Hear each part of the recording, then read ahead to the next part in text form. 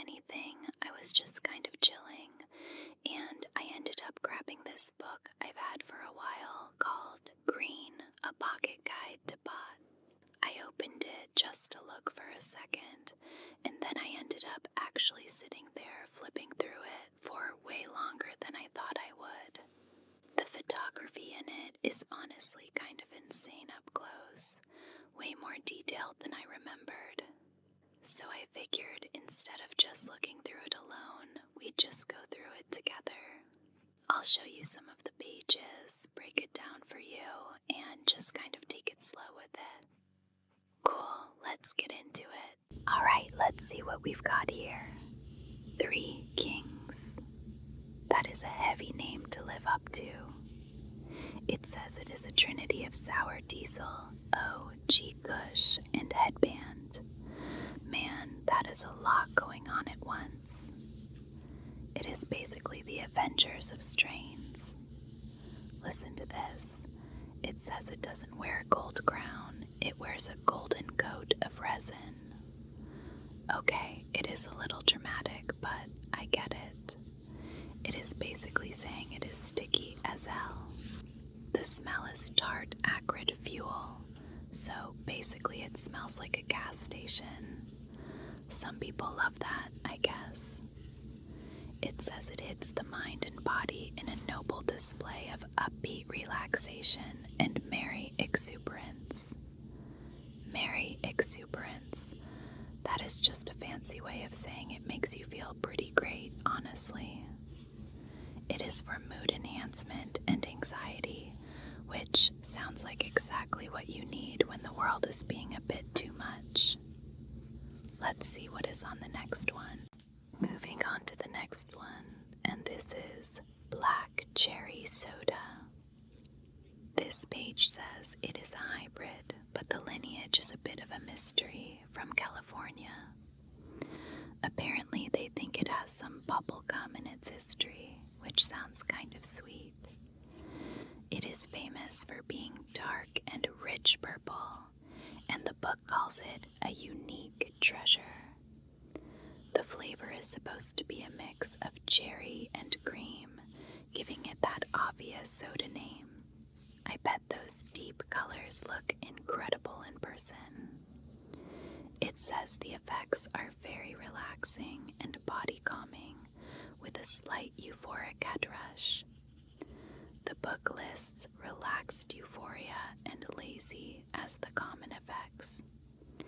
Lazy sounds about right for a cozy afternoon, or just trying to deal with some stress and pain. Let's turn the page and see what else we can find. This one is called Crystal Coma, and the name alone tells you exactly what to expect. It is a hybrid from California, but the lineage is actually unknown, so it is a bit of a mystery. The book says it has THC levels surpassing 26%, which makes it a top-shelf medical choice. It is described as a nighttime-only smoke because it is stacked with crystals and smells noticeably skunky and musky. This part is intense.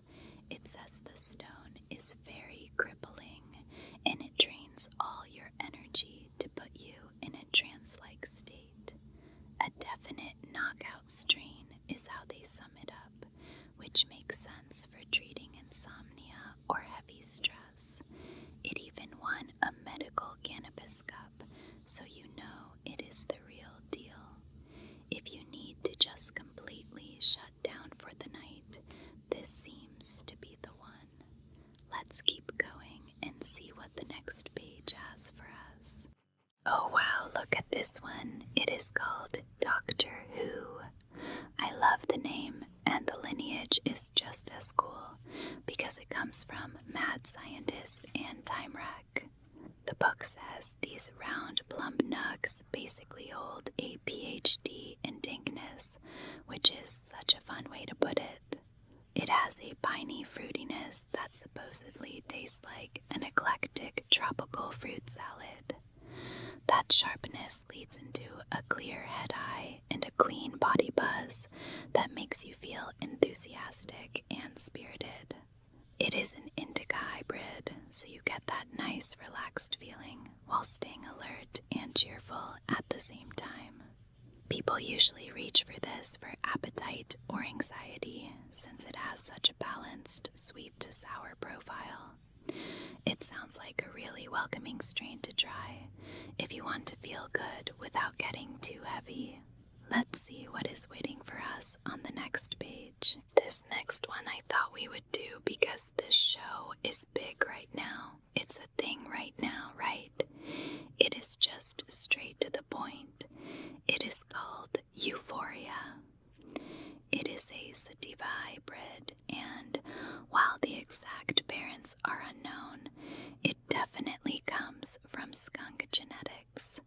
The book says the plant itself is super resilient and grows healthy without much effort, which is kind of cool. Even though it is a strong flower, the smell is actually really gentle, like a perfume of sweet blossoms. It is described as hitting you immediately with this mental energy that makes you feel totally blissful. For the effects, it is all about being sociable and uplifted, which is why people use it for stress and anxiety. It has picked up both a cannabis cup and a high life cup, so it is clearly a favorite for a reason. It sounds like the perfect vibe if you just want to feel light and happy for a while. Let's see what the next page has in store for us. This one is a bit different. It is an elusive landrace indica called Mazar-I-Sharif. It hails all the way from northern Afghanistan, near the town it was named after. The book even gives a pronunciation guide, Mazar-I-Sharif, which sounds really legendary. Most indica plants stay short, but apparently this strain can grow over 12 feet tall in the right conditions. It is known for having a very earthy and pungent smell with just a little bit of sweetness. The flowers are super resinous and flavorful, which makes it ideal for making traditional hashish. As for the effects, it is all about that relaxed body buzz and getting sleepy. It won a High Life Cup and is a top choice for dealing with insomnia and pain. It feels like holding a piece of history right here on the page. Let's move on and see what is next. This next page is for Jilly Bean, and it is a hybrid with a really colorful lineage. It comes from Space Queen and Orange Silk, which sounds like a pretty interesting combination.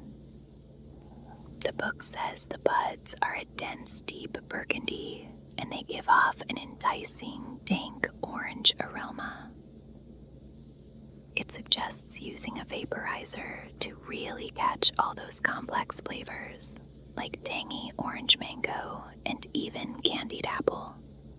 That sounds incredibly sweet for something that also has those deeper citrus and candy notes.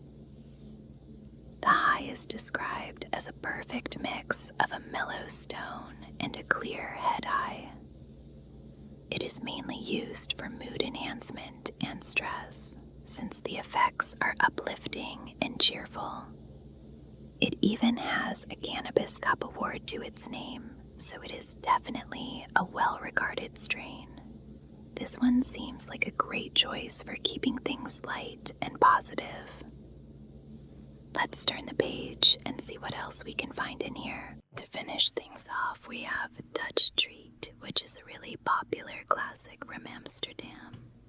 It is a hybrid with a mystery lineage, but those golden trichomes are the signature feature that make it stand out. The book says it has a sweet mix of citrus and pine oil with a green minty finish, which sounds incredibly refreshing. You get an immediate uplifting burst that slowly settles down into a